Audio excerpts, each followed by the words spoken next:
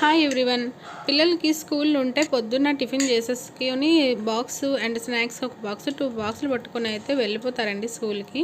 వాళ్ళు వచ్చేటప్పటికి కొంచెం ఏదో ఒకటి పాలో నీళ్ళో ఏదో ఇస్తే సరిపోతుంది. నైట్ ఫుడ్ తినేసి ఇంకా పడుకుంటారు. సింపుల్గా తేలిపోతుంది. కిచెన్లో అయితే పెద్ద పని ఉండదు.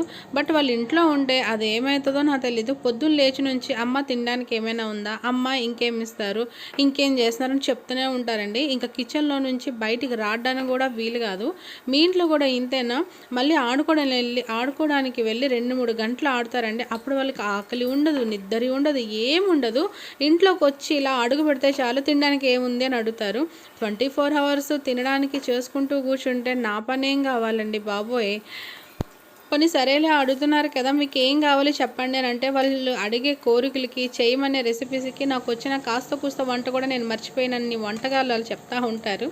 నేనైతే ఇది ఆలూ బజ్జీ అని సింపుల్గా అయితే చేసేసానండి. మీ ఇంట్లో కూడా పిల్లలు ఇంతేనా? సమ్మర్ హాలిడేస్ స్టార్ట్ అయ్యాయి కదా, ఇవన్నీ ఇంకా అందరు మదర్స్కి కామన్ అండి. దీంతోపాటు వాళ్ళు కొట్టుకోవడాలు తిట్టుకోవడాలు కూడా ఉంటాయండి. అవి నెక్స్ట్ ఇంకెప్పుడైనా మీతో షేర్ చేసుకుంటాను. నచ్చుంటే లైక్ చేయండి.